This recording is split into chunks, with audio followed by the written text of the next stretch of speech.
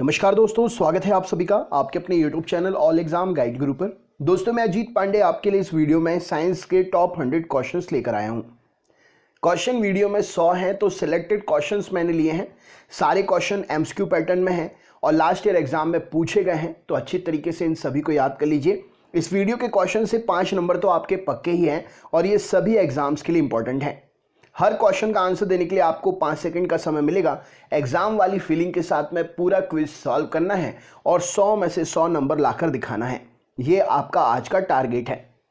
चलिए शुरू करते हैं वीडियो। सबसे पहला प्रश्न ये रहा स्क्रीन पर।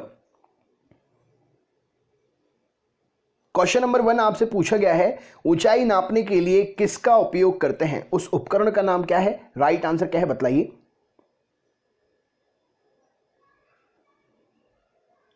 चलिए देखते हैं। तो ऊंचाई मापने के लिए अल्टीमीटर का प्रयोग किया जाता है। राइट आंसर हो जाएगा ऑप्शन नंबर सी, इस प्रश्न के लिए सही उत्तर हो जाएगा। नेक्स्ट क्वेश्चन देखते हैं क्या पूछा गया है। ये रहा स्क्रीन पर।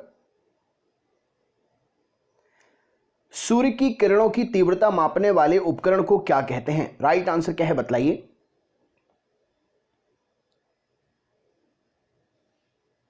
चलिए देखते हैं।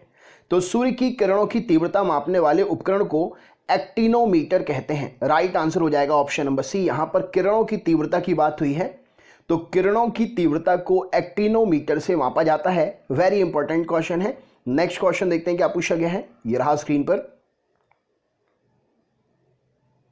समुद्रों की गहराई को मापने के लिए किस ध्वनि का प्रयोग किया जाता है? राइट आंसर क्या है इस प्रश्न के लिए बतलाइए।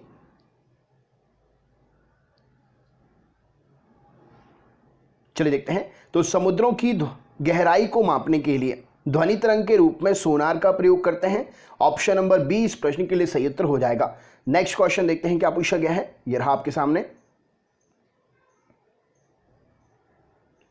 थर्मोस्टेट का प्रयोजन क्या है? थर्मोस्टेट किसके लिए उपयोग करते हैं बतलाइए।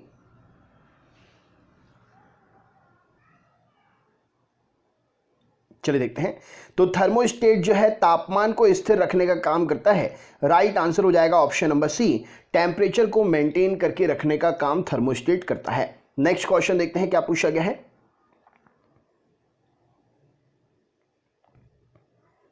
सापेक्षता का सिद्धांत, थ्योरी ऑफ रिलेटिविटी, किसने दिया? क्या उत्तर होगा इस प्रश्न के लिए बतलाइए।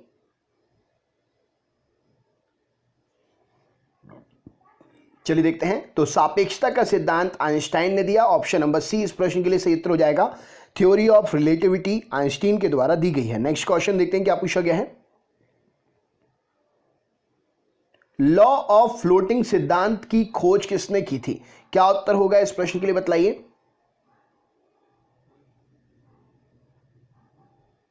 चलिए देखते हैं। तो लॉ ऑफ फ्लोटिंग सिद्धांत के बारे में जानकारी आर्किमिडीज के द्वारा दी गई थी। ऑप्शन नंबर डी इस प्रश्न के लिए सही उत्तर हो जाएगा। नाव और पानी में चलने वाले जहाज इन्हीं के सिद्धांत का पालन करते हुए चलते हैं। नेक्स्ट क्वेश्चन देखते हैं क्या पूछा गया है। यह रहा आपके सामने। ध्वनि का एक अभिलक्षण है तारत्व, यह किस पर निर्भर करता है? राइट आंसर क्या है बतलाइए।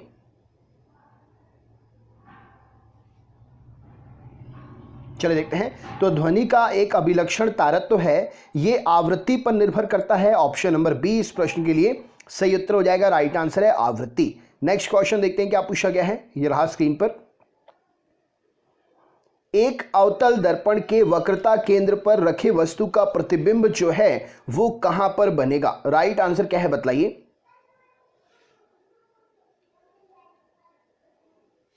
चलिए देखते हैं। तो एक अवतल दर्पण के वक्रता केंद्र पर रखे वस्तु का प्रतिबिंब जो है वक्रता केंद्र पर ही बनेगा। ऑप्शन नंबर सी इस प्रश्न के लिए सही उत्तर हो जाएगा। इंपॉर्टेंट है, एग्जाम में सीधा सीधा प्रश्न उठ के आ जाएगा, देख लीजिएगा। नेक्स्ट क्वेश्चन देखते हैं क्या पूछा गया है। एक समतल दर्पण की वक्रता त्रिज्या इनमें से कैसी होती है बतलाइए। चलिए देखते हैं। तो समतल दर्पण की वक्रता त्रिज्या जो है अनंत होती है। ऑप्शन नंबर बी इस प्रश्न के लिए सही उत्तर हो जाएगा। नेक्स्ट क्वेश्चन देखते हैं क्या पूछा गया है। यह रहा आपके सामने क्वेश्चन। जल से भरे एक बीकर में एक सिक्का ऊपर उठा हुआ प्रतीत होता है। यह परिघटना किस गुण के कारण होती है? क्या उत्तर होगा बतलाइए। चलिए देखते हैं। तो जल से भरे एक बीकर में एक सिक्का थोड़ा ऊपर उठा हुआ प्रतीत होता है। ये परिघटना जो है प्रकाश के अपवर्तन के कारण होती है। राइट आंसर है ऑप्शन नंबर बी, यहां पर सही उत्तर हो जाएगा। नेक्स्ट क्वेश्चन देखते हैं क्या पूछा गया है। ये रहा स्क्रीन पर क्वेश्चन पूछा गया है, एक सांवली त्वचा का व्यक्ति एक गोरी त्वचा की व्यक्ति की तुलना में क्या अनुभव करेगा? क्या उत्तर होगा बतलाइए।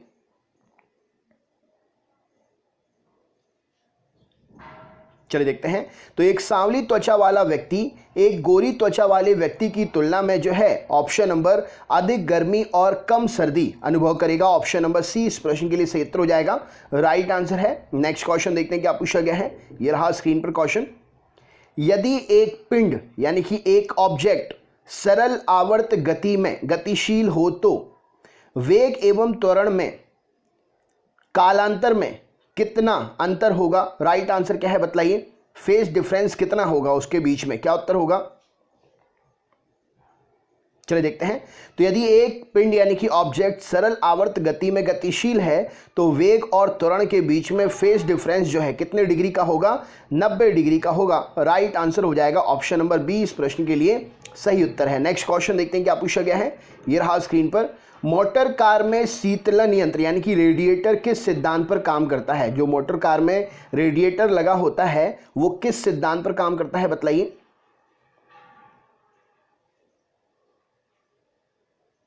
चलिए देखते हैं। तो मोटर कार में रेडिएटर जो लगा होता है वो केवल संवहन के सिद्धांत पर काम करता है।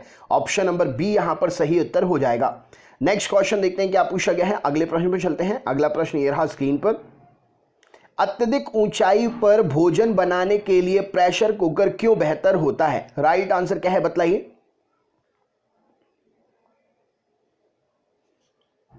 चलिए देखते हैं। तो अत्यधिक ऊंचाइयों पर भोजन बनाने के लिए प्रेशर कुकर इसलिए बेहतर होता है, क्यों? क्योंकि निम्नतर वायुमंडलीय दाब के कारण वहां पर वायुमंडलीय दाब कम हो जाता है, इसलिए प्रेशर कुकर में वायुमंडलीय दाब मेंटेन करने के लिए भोजन बनाने के लिए अच्छा उदाहरण है, वहां पर प्रेशर कुकर ज़्यादा फायदेमंद रहेगा। नेक्स्ट क्वेश्चन देखते हैं क्या पूछा गया है। ये रहा स्क्रीन पर, जब किसी शेविंग ब्रश को पानी में से निकाला जाता है तो उसके बाल आपस में किस कारण से चिपक जाते हैं? क्या उत्तर होगा बतलाइए।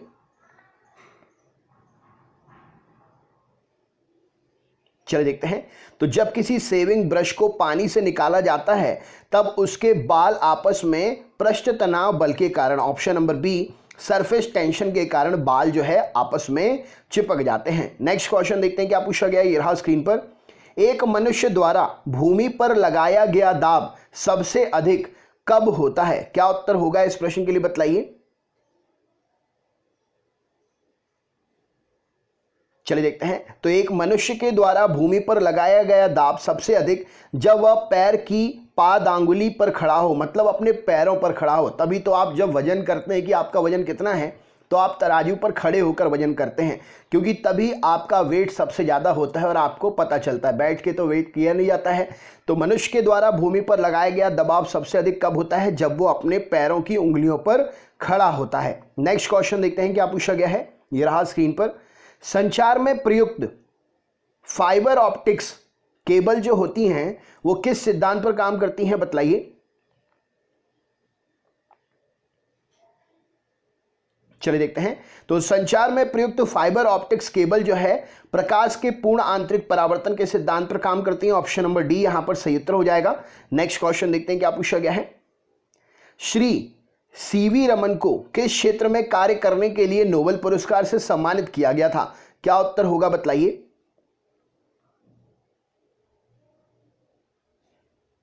चलिए देखते हैं।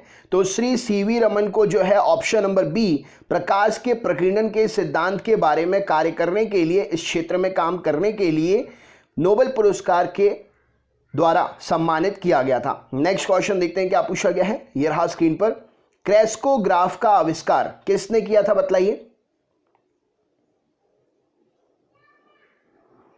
चलिए देखते हैं। तो क्रेस्कोग्राफ का आविष्कार जो है जेसी बोस ने किया था। पौधों की ऊंचाई मापने के लिए, वृद्धि दर मापने के लिए इसका प्रयोग करते हैं। तो राइट आंसर हो जाएगा क्रेस्कोग्राफ का आविष्कार जो है जेसी बोस जी ने किया था। नेक्स्ट क्वेश्चन देखते हैं क्या पूछा गया है।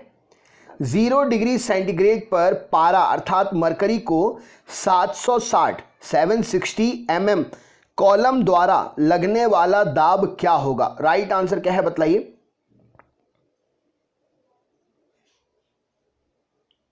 चलिए देखते हैं। तो 0 डिग्री सेंटीग्रेड पर पारे का 760 mm कॉलम द्वारा लगने वाला दाब जो है एक एटमॉस्फेरिक, ऑप्शन नंबर बी इस प्रश्न के लिए सही उत्तर हो जाएगा। एक एटमॉस्फेयर मतलब वायुमंडलीय दाब, एक वायुमंडलीय दाब के बराबर उस पर बल लगता है। नेक्स्ट क्वेश्चन देखते हैं क्या पूछा गया है। ये रहा स्क्रीन पर। लाल ग्रह रेड प्लैनेट के नाम से कौन सा ग्रह जाना जाता है बताइए।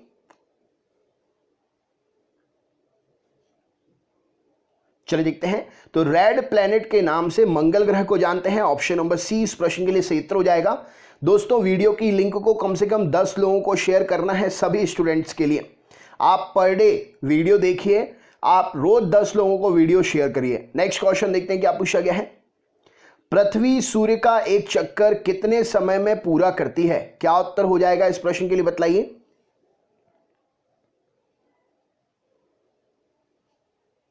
चलिए देखते हैं। तो राइट आंसर हो जाएगा पृथ्वी सूर्य का एक चक्कर 365.25 दिन में पूरा करती है, ऑप्शन नंबर सी इस प्रश्न के लिए सही उत्तर हो जाएगा। नेक्स्ट क्वेश्चन देखते हैं क्या पूछा गया है।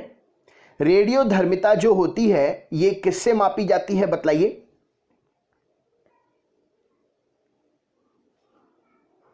चलिए देखते हैं। तो रेडियोधर्मिता जो है गीगर मूलर काउंटर से मापी जाती है, ऑप्शन नंबर ए इस प्रश्न के लिए सही उत्तर हो जाएगा। नेक्स्ट क्वेश्चन देखते हैं क्या पूछा गया है। ये रहा स्क्रीन पर।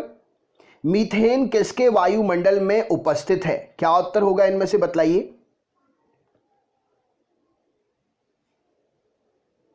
चलिए देखते हैं। तो राइट आंसर हो जाएगा बृहस्पति ग्रह के वायुमंडल में CH4 अर्थात मीथेन उपस्थित है।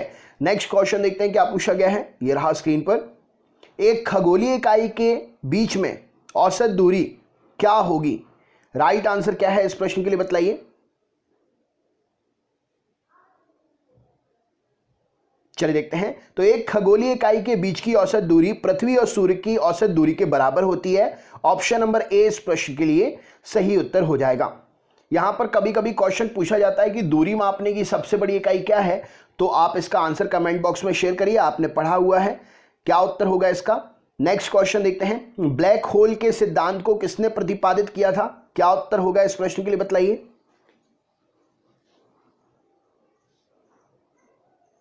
चलिए देखते हैं। तो ब्लैक होल के सिद्धांत को एस चंद्रशेखर जी ने प्रतिपादित किया था, ऑप्शन नंबर सी इस प्रश्न के लिए सही उत्तर हो जाएगा। नेक्स्ट क्वेश्चन देखते हैं क्या पूछा गया है। आकाशीय पिंडों के अध्ययन करने वाले भौतिक विज्ञान की शाखा को क्या कहते हैं बताइए।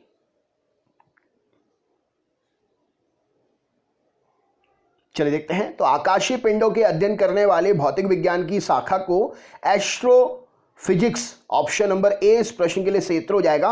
एस्ट्रोफिजिक्स कहते हैं। नेक्स्ट क्वेश्चन देखते हैं क्या पूछा गया है। ये रहा स्क्रीन पर। कॉस्मिक किरणों की खोज किसने की थी? क्या उत्तर होगा इस प्रश्न के लिए बताइए।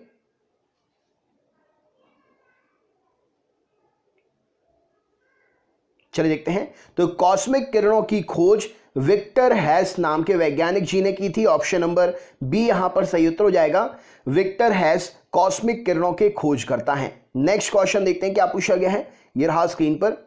रडार का आविष्कारक कौन है? क्या उत्तर होगा बताइए।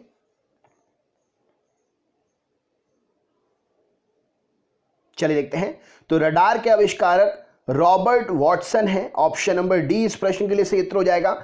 रडार जो है बहुत काम की चीज है, एक प्रकार से कहा जाए तो आधी सी लड़ाई रडार जिता देता है। पता चल गया कि कौन सा एरोप्लेन या कौन सा विमान कहां पे है तो दुश्मन उसको पता कर लेता है, नहीं पता चल पाया तो दुश्मन को निस्तो नाबूद करके फाइटर प्लेन वगैरह सब वापस आ जाते हैं। तो रडार जो है एक प्रकार से देखा जाए तो बहुत जबरदस्त आविष्कार है। नेक्स्ट क्वेश्चन देखते हैं क्या पूछा गया है। गुरुत्वाकर्षण नियमों के आविष्कारक कौन है बताइए।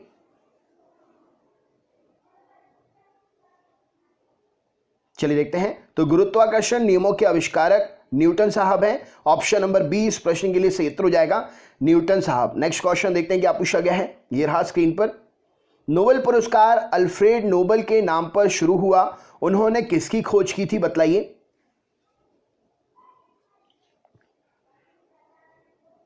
चलिए देखते हैं। तो नोबेल पुरस्कार अल्फ्रेड नोबल के नाम पर शुरू हुआ। इन्होंने डायनामाइट की खोज की थी। ऑप्शन नंबर डी इस प्रश्न के लिए सही उत्तर हो जाएगा। नेक्स्ट क्वेश्चन देखते हैं क्या पूछा गया है। टेलीविजन का आविष्कार किसने किया? राइट आंसर क्या है बताइए।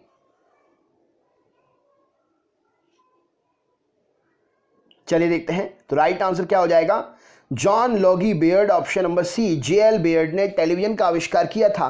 राइट आंसर है option number C. Next question देखते हैं क्या पूछा गया है। ये रहा स्क्रीन पर अगला प्रश्न। राइट ब्रदर्स ने किसका आविष्कार किया था? राइट आंसर क्या है इस प्रश्न के लिए बताइए।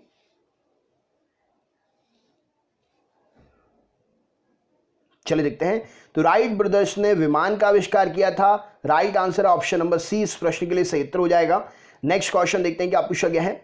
एक्सरे किरणों के आविष्कारक कौन है? क्या उत्तर होगा बताइए।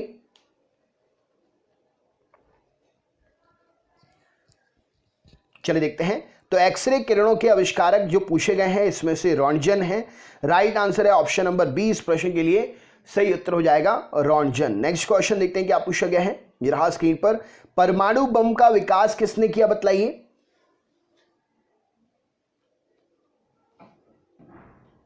चलिए देखते हैं, तो परमाणु बम का विकास जो है जे रॉबर्ट ओपनहीमर ने किया।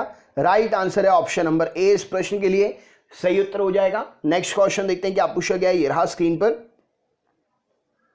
प्रक्षेपास्त्र का विकास किसने किया? क्या उत्तर हो जाएगा इस प्रश्न के लिए बताइए।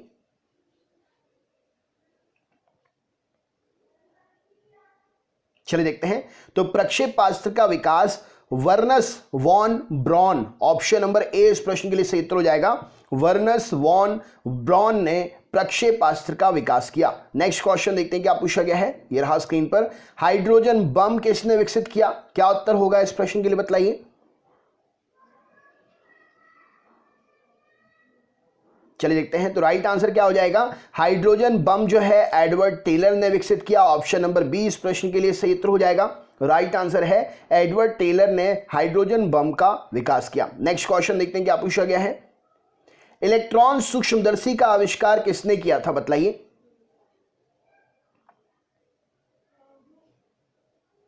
चलिए देखते हैं, तो इलेक्ट्रॉन सूक्ष्मदर्शी का आविष्कार जो है नोल और रुस्का वैज्ञानिक जी ने किया था। ऑप्शन नंबर ए इस प्रश्न के लिए सही उत्तर हो जाएगा। नोल और रुस्का। नेक्स्ट क्वेश्चन देखते हैं क्या पूछा गया है। ये रहा स्क्रीन पर।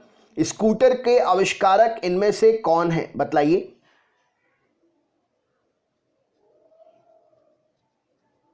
चलिए देखते हैं, तो स्कूटर के आविष्कारक ब्रॉड शॉ हैं। ऑप्शन नंबर ए इस प्रश्न के लिए सही उत्तर हो जाएगा। ब्रॉड शॉ ने स्कूटर का आविष्कार किया। नेक्स्ट क्वेश्चन देखते हैं क्या पूछा गया है। सापेक्ष आर्द्रता रिलेटिव ह्यूमिडिटी किससे मापी जाती है? राइट आंसर क्या है इस प्रश्न के लिए बताइए।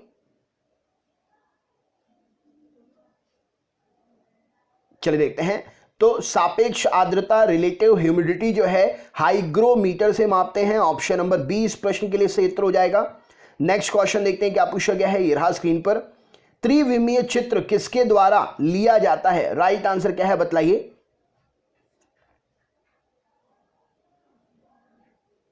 चलिए देखते हैं, तो यहां पर त्रिविमी का मतलब है 3D।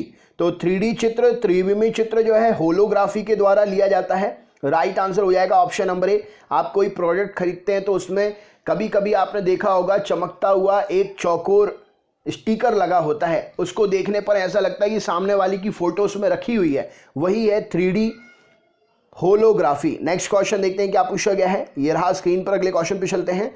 ब्रह्मांड प्रसारित हो रहा है, यह प्रमाण सर्वप्रथम किसने दिया बताइए।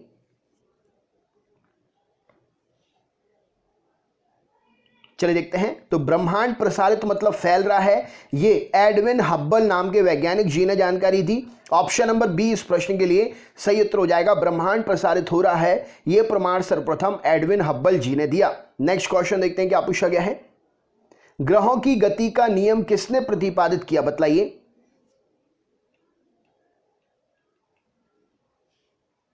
चलिए देखते हैं, तो ग्रहों की गति का नियम जो है केपलर के द्वारा दिया गया। Right answer option number B इस प्रश्न के लिए सही उत्तर हो जाएगा। नेक्स्ट क्वेश्चन देखते हैं क्या पूछा गया है। पृथ्वी तथा अन्य ग्रह सूर्य के चारों ओर चक्कर लगाते हैं, यह सबसे पहले किसने प्रमाणित किया बताइए। चलिए देखते हैं, तो पृथ्वी और अन्य ग्रह सूर्य के चक्कर लगाते हैं, तो ये प्रमाणित किया कोपरनिकस जी ने। ऑप्शन नंबर सी इस प्रश्न के लिए सही उत्तर हो जाएगा। नेक्स्ट क्वेश्चन देखते हैं क्या पूछा गया है। ब्रह्मांड में सबसे अधिक मात्रा में कौन सा तत्व पाया जाता है, बतलाइए।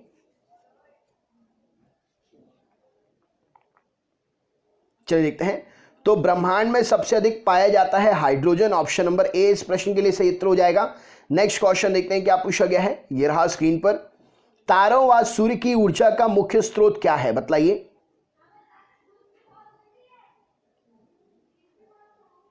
चलिए देखते हैं। तो तारे व सूर्य की ऊर्जा का मुख्य स्रोत ऑप्शन नंबर नाभिकीय संलयन है। राइट आंसर हो जाएगा ऑप्शन नंबर ए। नेक्स्ट क्वेश्चन देखते हैं क्या पूछा गया है। तारों व आकाश गंगा का व्यास मापने के लिए प्रमुख उपकरण इनमें से क्या है। राइट आंसर क्या है, बतलाइए। चलिए देखते हैं। तो तारे व आकाश गंगा का व्यास मापने के लिए interferometer option number D interferometer का प्रयोग करते हैं। ऑप्शन नंबर डी यहां पर सही उत्तर हो जाएगा। नेक्स्ट क्वेश्चन देखते हैं क्या पूछा गया है। कौन से दो ग्रह जिनका कोई भी उपग्रह नहीं है, बतलाइए। चलिए देखते हैं। तो कौन से दो ग्रह जिनका कोई उपग्रह नहीं है, तो बुध ग्रह और शुक्र ग्रह। ऑप्शन नंबर बी इस प्रश्न के लिए सही उत्तर हो जाएगा। बुध ग्रह और शुक्र ग्रह इन दोनों ग्रह के कोई उपग्रह नहीं है। नेक्स्ट क्वेश्चन देखते हैं क्या पूछा गया है। किस ग्रह के सबसे अधिक उपग्रह हैं। राइट आंसर क्या है यहां पर सब बताएंगे। चलिए देखते हैं। तो राइट आंसर क्या हो जाएगा। बृहस्पति ग्रह के सबसे अधिक उपग्रह हैं। Right answer option number A इस प्रश्न का सही उत्तर हो जाएगा। नेक्स्ट क्वेश्चन देखते हैं क्या पूछा गया है। बृहस्पति ग्रह के कितने उपग्रह हैं, कमेंट बॉक्स में शेयर करिए। किस ग्रह को भोर का तारा मॉर्निंग स्टार के नाम से जाना जाता है, बतलाइए। चलिए देखते हैं। तो मॉर्निंग स्टार भोर का तारा नाम से शुक्र ग्रह को जाना जाता है। ऑप्शन नंबर बी इस प्रश्न के लिए सही उत्तर हो जाएगा। नेक्स्ट क्वेश्चन देखते हैं क्या पूछा गया है। कौन सा ग्रह सूर्य के चारों ओर 88 दिन में एक चक्कर लगा लेता है, बतलाइए। चलिए देखते हैं। तो सूर्य के चारों ओर 88 दिन में एक चक्कर जो है बुध लगा लेता है। ऑप्शन नंबर ए इस प्रश्न के लिए सही उत्तर हो जाएगा। नेक्स्ट क्वेश्चन देखते हैं क्या पूछा गया है। यह रहा स्क्रीन पर। सूर्य की सतह पर तापमान कितना होता है अप्रॉक्स, यहां पर क्या उत्तर हो सकता है, बतलाइए। चलिए देखते हैं। तो सूर्य की सतह पर तापमान जो है 58 डिग्री सेंटीग्रेड 6000 डिग्री सेंटीग्रेड के आसपास होता है। तो अप्रॉक्स हम आंसर ऑप्शन नंबर ए यहां पर दे सकते हैं। नेक्स्ट क्वेश्चन देखते हैं क्या पूछा गया है। सूर्य के सबसे निकट तारा इनमें से कौन सा है, बतलाइए। चलिए देखते हैं। तो सूर्य के सबसे निकट प्रेक्सिमा सेंचुरी तारा है। ऑप्शन नंबर डी इस प्रश्न के लिए सही उत्तर हो जाएगा। नेक्स्ट क्वेश्चन देखते हैं क्या पूछा गया है। ये रहा स्क्रीन पर अगला क्वेश्चन। नेपच्यून की खोज इनमें से किसने की थी, बतलाइए। चलिए देखते हैं। तो नेपच्यून की खोज गैले नाम के वैज्ञानिक जी ने की थी। ऑप्शन नंबर ए इस प्रश्न के लिए सही उत्तर हो जाएगा। नेक्स्ट क्वेश्चन देखते हैं क्या पूछा गया है। यह रहा आपके सामने। सूर्य के निकटतम स्थित ग्रह इनमें से कौन सा है, बतलाइए।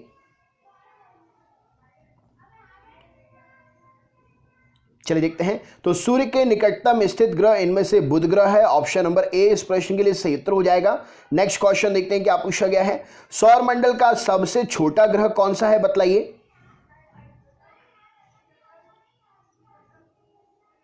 चलिए देखते हैं। तो सौर मंडल का सबसे छोटा ग्रह बुध ग्रह है। ऑप्शन नंबर ए इस प्रश्न के लिए सही उत्तर हो जाएगा। नेक्स्ट क्वेश्चन देखते हैं क्या पूछा गया है। ये रहा स्क्रीन पर। सौर मंडल का सबसे बड़ा ग्रह कौन सा है, बताइए क्या उत्तर हो जाएगा इस प्रश्न के लिए। चलिए देखते हैं। तो सौर मंडल का सबसे बड़ा ग्रह बृहस्पति ग्रह है। ऑप्शन नंबर बी इस प्रश्न के लिए सही उत्तर हो जाएगा। नेक्स्ट क्वेश्चन देखते हैं क्या पूछा गया है। ये रहा स्क्रीन पर। हैली धूमकेतु या हैली पुच्छल तारा सूर्य की परिक्रमा कितने वर्षों में करता है, बतलाइए। चलिए देखते हैं। तो हैली धूमकेतु सूर्य की परिक्रमा 76 वर्षों में करता है। ऑप्शन नंबर डी इस प्रश्न के लिए सही उत्तर हो जाएगा। नेक्स्ट क्वेश्चन देखते हैं क्या पूछा गया है। मनुष्य ने पहली बार किस वर्ष चांद पर कदम रखा था, बतलाइए।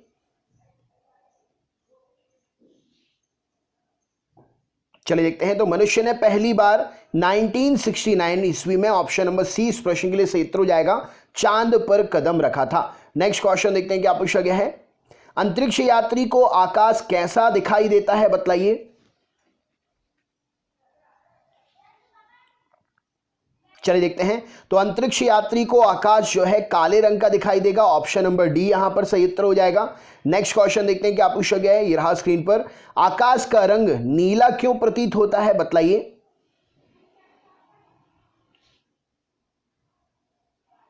चलिए देखते हैं। तो आकाश का रंग प्रकीर्णन के कारण नीले रंग का प्रतीत होता है। ऑप्शन नंबर सी यहां पर सही उत्तर हो जाएगा। नेक्स्ट क्वेश्चन देखते हैं क्या पूछा गया है। वायुमंडल में प्रकाश के विसरण का क्या कारण है, राइट आंसर क्या है, बतलाइए। चलिए देखते हैं। तो वायुमंडल में प्रकाश के फैलना यानी कि विसरण का कारण धूल के कण की उपस्थिति है। ऑप्शन नंबर बी यहां पर सही उत्तर हो जाएगा। नेक्स्ट क्वेश्चन देखते हैं क्या पूछा गया है। खतरे के संकेतों के लिए लाल प्रकाश का प्रयोग क्यों किया जाता है, कारण क्या है, बतलाइए इस क्वेश्चन के लिए।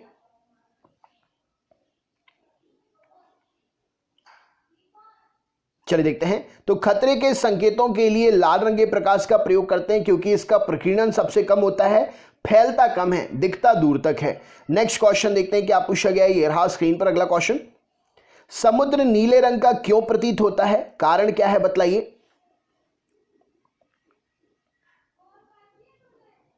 चलिए देखते हैं। तो समुद्र जो है नीले रंग का प्रतीत होता है आकाश के परावर्तन, जल के कणों के द्वारा प्रकाश के प्रकीर्णन। ऑप्शन नंबर बी इस प्रश्न के लिए सही उत्तर हो जाएगा। समुद्र का जल नीला दिखाई देता है इस कारण से। नेक्स्ट क्वेश्चन देखते हैं क्या पूछा गया है।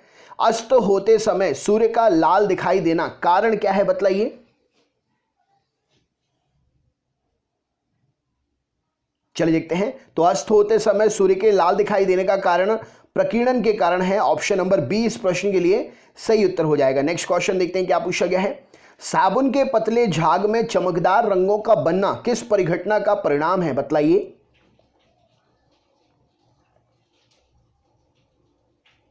चलिए देखते हैं। तो साबुन के पतले झाग में चमकदार रंगों का बनना, ऑप्शन नंबर ए बहुलित परावर्तन और व्यतिकरण, यानी कि परावर्तन और व्यतिकरण दोनों ही इस घटना का जिम्मेदार है। नेक्स्ट क्वेश्चन देखते हैं क्या पूछा गया है। ये रहा स्क्रीन पर अगला प्रश्न। मोटर कार में पीछे के दृश्य को देखने के लिए कौन से दर्पण का प्रयोग करते हैं, बतलाइए। चलिए देखते हैं। तो मोटर कार में पीछे का दृश्य देखने के लिए उत्तल दर्पण का प्रयोग करते हैं। ऑप्शन नंबर डी यहां पर सही उत्तर हो जाएगा। आपने देखा होगा ड्राइवर के सामने एक दर्पण लगा रहता है जिससे पीछे बैठी सवारी वगैरह सब दिखती है, वो ही उत्तल दर्पण है। नेक्स्ट क्वेश्चन देखते हैं क्या पूछा गया है। दाढ़ी बनाने के लिए कौन से दर्पण का प्रयोग करते हैं, बतलाइए। चलिए देखते हैं। तो दाढ़ी बनाने के लिए अवतल दर्पण का प्रयोग करते हैं। ऑप्शन नंबर ए इस प्रश्न के लिए सही उत्तर हो जाएगा। नेक्स्ट क्वेश्चन देखते हैं क्या पूछा गया है। मानव की आंख की रेटिना पर कैसा प्रतिबिंब बनता है, बतलाइए।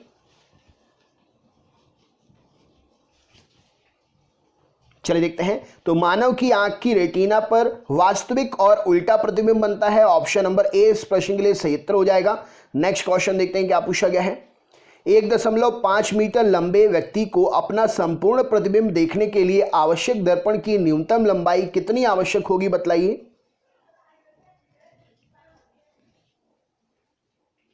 चलिए देखते हैं। तो व्यक्ति की लंबाई का आधा दर्पण चाहिए, तो 1.5 मीटर व्यक्ति लंबे जो है उसको देखने के लिए 0.75 मीटर उसका दर्पण का लंबाई होना चाहिए, तो वह व्यक्ति पूरा दिख जाएगा उस दर्पण में। राइट आंसर हो जाएगा ऑप्शन नंबर जितनी भी लंबाई है उसका आधा दर्पण। नेक्स्ट क्वेश्चन देखते हैं। पॉजिट्रॉन की खोज इनमें से किसने की है, क्या उत्तर है, बतलाइए। चलिए देखते हैं। तो पॉजिट्रॉन के खोजकर्ता एंडरसन है। ऑप्शन नंबर डी यहां पर सही उत्तर हो जाएगा। नेक्स्ट क्वेश्चन देखते हैं क्या पूछा गया है। ये रहा स्क्रीन पर। हाइड्रोजन परमाणु के न्यूक्लियस में प्रोटॉन की संख्या क्या होगी, राइट आंसर क्या है, बतलाइए।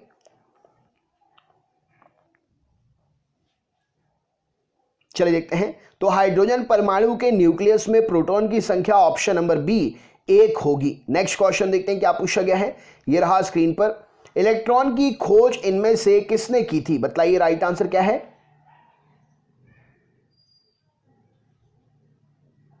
चलिए देखते हैं। तो इलेक्ट्रॉन की खोज थॉमसन वैज्ञानिक जी ने की थी। ऑप्शन नंबर ए इस प्रश्न के लिए सही उत्तर हो जाएगा, जे थॉमसन। नेक्स्ट क्वेश्चन देखते हैं क्या पूछा गया है।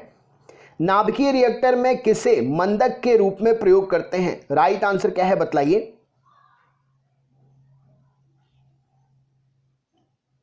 चलिए देखते हैं। तो मंदक का मतलब होता है स्लो करने के लिए, तो ग्रेफाइट का प्रयोग करते हैं। ऑप्शन नंबर बी इस प्रश्न के लिए सही उत्तर हो जाएगा। नाभिकीय रिएक्टर में मंदक के रूप में ग्रेफाइट का प्रयोग करते हैं। नेक्स्ट क्वेश्चन देखते हैं क्या पूछा गया है। परमाणु पायल एटॉमिक पायल का प्रयोग कहां पर होता है बतलाइए। चलिए देखते हैं। तो परमाणु पायल का प्रयोग नाभिकीय विखंडन के प्रचालन में होता है। ऑप्शन नंबर बी यहां पर सही उत्तर हो जाएगा। इंपॉर्टेंट क्वेश्चन शुरू हो गए हैं, नाभिकीय रिएक्टर से रिलेटेड सारे क्वेश्चन है। अब अगला प्रश्न मैं आपके लिए सीरीज बाय सीरीज क्वेश्चन करा रहा हूं। पहले मैंने आविष्कार, आविष्कारक, उपकरण, अवतल दर्पण, उसके बाद प्रकाश। अब हम आपके लिए परमाणु रिएक्टर से संबंधित क्वेश्चंस करा रहे हैं, तो ये 25 तो जरूर रट लेना। स्क्रीन पर जो क्वेश्चन है, क्यूरी किसकी इकाई है बतलाइए। चलिए देखते हैं। तो राइट आंसर हो जाएगा रेडियो एक्टिव धर्मिता। ऑप्शन नंबर ए इस प्रश्न के लिए सही उत्तर हो जाएगा।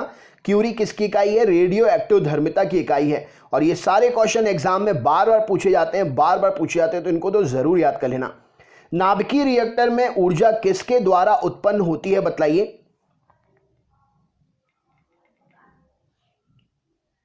चलिए देखते हैं। तो नाभिकीय रिएक्टर में ऊर्जा जो है नियंत्रित विखंडन के द्वारा उत्पन्न होती है। ऑप्शन नंबर सी इस प्रश्न के लिए सही उत्तर हो जाएगा। नेक्स्ट क्वेश्चन देखते हैं क्या पूछा गया है। नाभिकीय रिएक्टर में भारी जल अर्थात D2O ड्यूटेरियम ऑक्साइड का प्रयोग किसके रूप में करते हैं? क्या उत्तर होगा बतलाइए।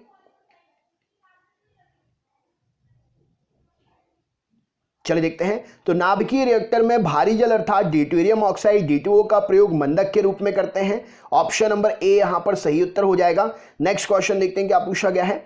द्रव्यमान ऊर्जा का संबंध का निष्कर्ष क्या है? राइट आंसर क्या है बतलाइए। चलिए देखते हैं। तो द्रव्यमान ऊर्जा संबंध का निष्कर्ष सापेक्षता का सिद्धांत है। ऑप्शन नंबर ए इस प्रश्न के लिए सही उत्तर हो जाएगा। राइट आंसर है ऑप्शन नंबर डी, माफ करिएगा, ऑप्शन नंबर डी सापेक्षता का विशिष्ट सिद्धांत यहां पर द्रव्यमान ऊर्जा संबंध में निष्कर्ष बतलाता है। नेक्स्ट क्वेश्चन देखते हैं। रडार का उपयोग किसके लिए करते हैं बतलाइए। राइट आंसर क्या है।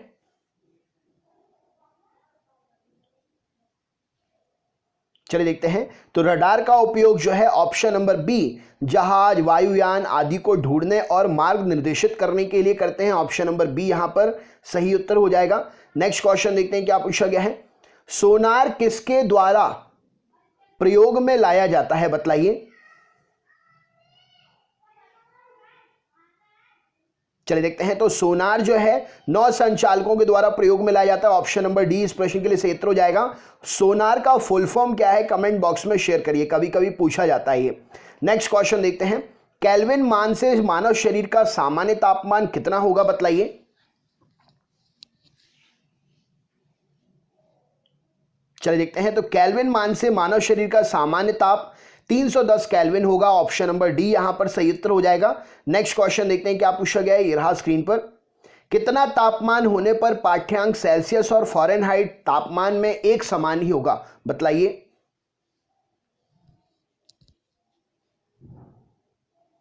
चलिए देखते हैं। तो -40 डिग्री तापमान जो है सेल्सियस पैमाने और फ़ारेनहाइट पैमाने दोनों पर एक ही समान दिखाएगा। नेक्स्ट क्वेश्चन देखते हैं क्या पूछा गया है। किसी मनुष्य के शरीर का सामान्य तापक्रम क्या होता है बतलाइए।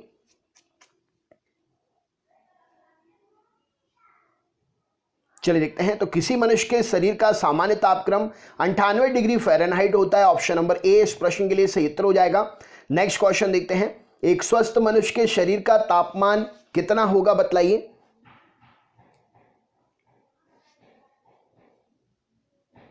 चलिए देखते हैं। तो एक स्वस्थ मनुष्य के शरीर का तापमान 37 डिग्री सेल्सियस होता है। यहां पर मैंने आपको फ़ारेनहाइट में भी बता दिया, सेल्सियस में भी बता दिया, केल्विन में भी बता दिया। याद जरूर कर लीजिएगा, कुछ भी पूछा जाता है। ठंड के दिनों में लोहे के गुटके यानी कि लोहे के टुकड़े और लकड़ी के टुकड़े को छूने पर लोहे का टुकड़ा अधिक ठंडा महसूस होता है, कारण क्या है बतलाइए।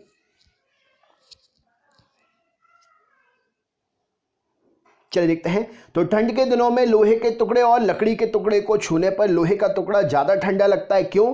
क्योंकि लकड़ी की तुलना में लोहा ऊष्मा का अच्छा चालक है। नेक्स्ट क्वेश्चन देखते हैं क्या पूछा गया है। ये रहा स्क्रीन पर। आणविक संचलन के द्वारा ऊष्मा का संचरण क्या कहलाता है, बतलाइए।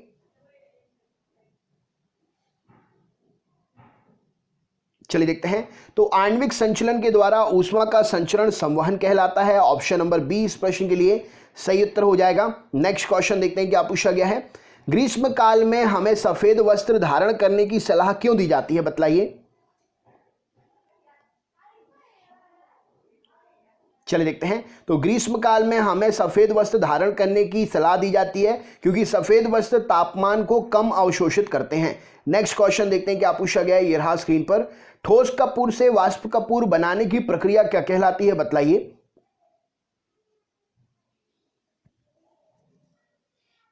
चलिए देखते हैं। तो ठोस कपूर से वाष्प कपूर बनाने की प्रक्रिया जो है उसको कहते हैं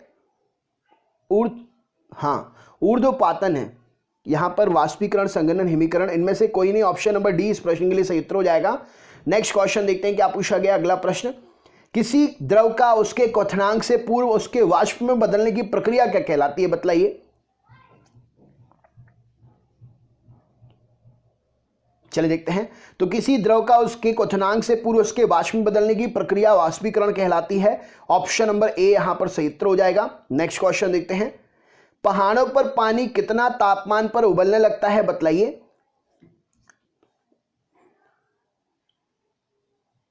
चलिए देखते हैं। तो पहाड़ों पर पानी जो है 100 डिग्री सेल्सियस से कम टेम्परेचर पर उबलने लगता है। ऑप्शन नंबर ए यहां पर सही उत्तर हो जाएगा। नेक्स्ट क्वेश्चन देखते हैं क्या पूछा गया है। उबलते पानी की अपेक्षा भाप से अधिक जलन होती है हाथ में, या जलन अधिक होती है, कारण क्या है, बतलाइए। चलिए देखते हैं। तो उबलते पानी की अपेक्षा भाप से हाथ में अधिक जलन होती है क्योंकि भाप की गुप्त ऊष्मा अधिक होती है, इसीलिए। ऑप्शन नंबर ए सही उत्तर हो जाएगा। नेक्स्ट क्वेश्चन देखते हैं। ऊष्मागतिकी का प्रथम नियम किस अवधारणा की पुष्टि करता है, बतलाइए।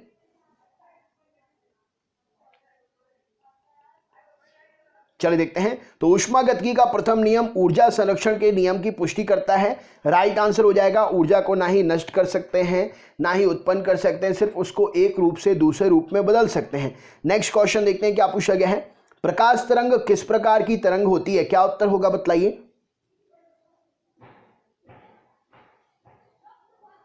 चलिए देखते हैं। तो प्रकाश तरंग जो है एक अनुप्रस्थ तरंग का उदाहरण है।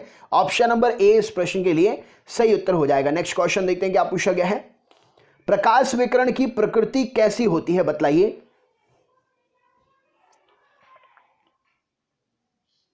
चलिए देखते हैं। तो प्रकाश विकिरण की प्रकृति ऑप्शन नंबर तरंग एवं कण दोनों के समान होती है। विकिरण मतलब प्रकाश और तरंग और कण दोनों माध्यम से प्रकाश विकिरित होता है। नेक्स्ट क्वेश्चन देखते हैं क्या पूछा गया है। ये रहा स्क्रीन पर। माध्यम के तापमान में वृद्धि के साथ प्रकाश की गति क्या होगी, क्या उत्तर होगा, बतलाइए।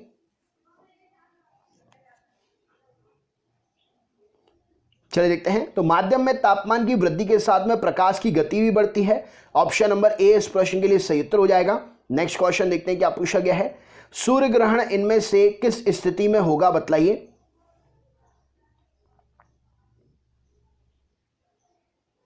चलिए देखते हैं। तो सूर्य ग्रहण ऑप्शन नंबर जब चंद्रमा सूर्य और पृथ्वी के बीच में आ जाता है तब सूर्य ग्रहण होता है। नेक्स्ट क्वेश्चन देखते हैं क्या पूछा गया है। चंद्र ग्रहण क्यों घटित होता है, किस दिन घटित होता है, राइट आंसर क्या है, बतलाइए। चलिए देखते हैं। तो चंद्र ग्रहण जो है पूर्णिमा के दिन घटित होता है। ऑप्शन नंबर बी इस प्रश्न के लिए सही उत्तर हो जाएगा। नेक्स्ट क्वेश्चन देखते हैं क्या पूछा गया है। ये रहा स्क्रीन पर। किस गुणधर्म के कारण पानी से भरे बर्तन में डुबाई गई छड़ी मुड़ी हुई प्रतीत होती है, कारण क्या है, बतलाइए। चलिए देखते हैं। तो अपवर्तन का नियम होता है। ऑप्शन नंबर सी इस प्रश्न के लिए सही उत्तर हो जाएगा। अपवर्तन के कारण पानी से भरे बर्तन में डुबाई गई घड़ी छड़ी जो है मुड़ी हुई प्रतीत होती है। नेक्स्ट क्वेश्चन देखते हैं क्या पूछा गया है। इंद्रधनुष किसके कारण बनता है, क्या उत्तर होगा, बतलाइए। चलिए देखते हैं। तो इंद्रधनुष परावर्तन और अपवर्तन दोनों के कारण बनता है। राइट आंसर है ऑप्शन नंबर डी, यहां पर सही उत्तर हो जाएगा। आपको मुझे बताना है कि ज्वार भाटा सबसे ऊंचा कब आता है। ज्वार भाटा सबसे ऊंचा कब आता है और भारत की वो कौन सी नदी है जो सबसे ऊंचे ज्वार भाटे के लिए जानी जाती है। ये आपका सरप्राइज क्वेश्चन है। तो अभी जो हमने ये 100 क्वेश्चन किए हैं इसमें से आपका क्या स्कोर रहा, कमेंट बॉक्स में अपना स्कोर शेयर करिए। कैसा सेशन रहा, कैसा लगा आपके लिए क्वेश्चन सेशन, ज़रूर बताइए। इससे पहले वाले वीडियोस देखने के लिए डिस्क्रिप्शन बॉक्स में लिंक है, लिंक पर क्लिक करके देख सकते हैं। तो चलिए मिलते हैं नेक्स्ट वीडियो में। बहुत बहुत धन्यवाद। आपका दिन शुभ हो।